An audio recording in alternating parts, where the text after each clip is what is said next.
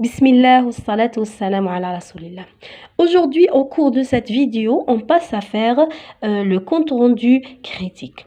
Bon, le compte rendu critique هو ملخص ثاني كيف كيما الآخرين لأساسيات النص، ولكن on joint à ce compte rendu un critique ولا عمل نقدي un paragraphe critique. Donc, dans ce compte rendu, on va essayer de critiquer la langue, le style littéraire adopté par l'auteur, les mots utilisés, le niveau de difficulté, le niveau d'objectivité et de subjectivité. Alors هنايا يسمى على حساب النص نتاعك. انا حبيت نعطي لكم برك دي كونكلوزيون كيما في البروجي الاول، وانتم تتبعوا لا كونكلوزيون اللي تعجبكم.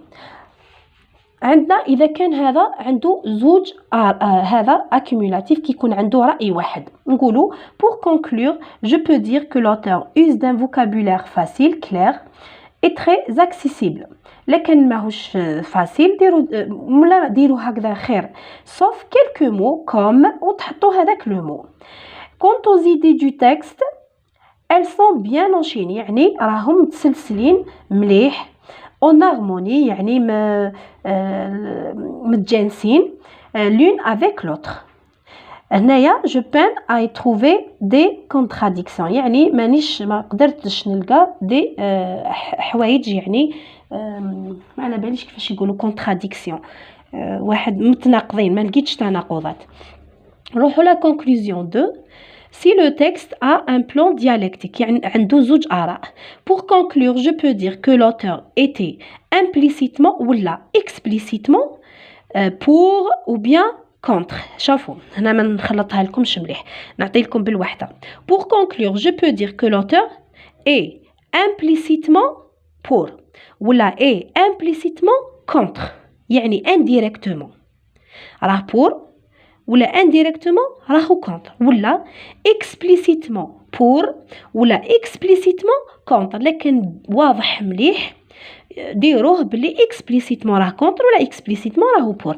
Le thème يعني l'auteur, je peux conclure, je peux dire que l'auteur était explicitement contre le téléphone. هكذا برك. Il adopte indirectement ou bien directement يعني أنا صعبتها عليكم صح سمحوا لي هذاك اللي كان.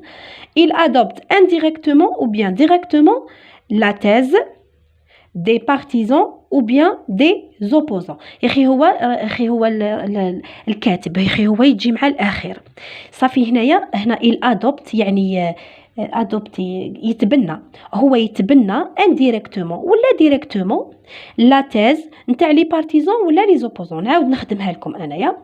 il adopte indirectement la thèse des opposants ولا il adopte directement la thèse راهي la thèse des partisans. يعني نخيروا يا هذه مع هذو، نخيروا يا هذه مع هذو الزوج يا هذه مع هذو الزوج. il adopte directement la thèse des partisans. il adopte directement la thèse des opposants يعني راه يتبنى بوضوح الرأي نتاع لي بارتيزون، راه يتبنى بوضوح الرأي نتاع لي زوبوزون. وانتوما تخيروا سولون لوي وتحطوا الفكره نتاعو واش راهو يشوف. تحطوا طول هذاك الديبيو تاع الباراغراف وتحطوه. كاين لو بلان واش نجبدوا لي بلان.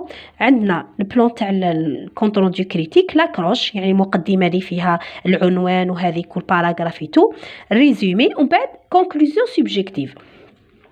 كاين واحد اخر فيه لاكروش ريزومي ومن بعد باراغراف كريتيك ومن بعد conclusion critique ولا conclusion objective ولا conclusion subjective كيما تحبوا. هذا هو اللي لحقنا ليه، هذا هو لو كونت روندو. ما تخلوش الكونت روندو هو يتحكم فيكم هكذا يولي الخدمه تاعكم ماهيش مليحه. سيو نتوما اللي تتحكموا فيه وتعرفوا كامل هذو لي تيرم هذو، نتوما اللي تتحكموا ماشي هو اللي يتحكم فيكم، دو فاسون كو تميتريزيوها مليح ويكون عندكم وبعد يولي مره اخرى ماشي ما تعتمدوش على الحفظ فقط، نو، الحفظ هذا مليح، مي ماشي تخليه هو يتحكم فيك، انت تحكم فيه.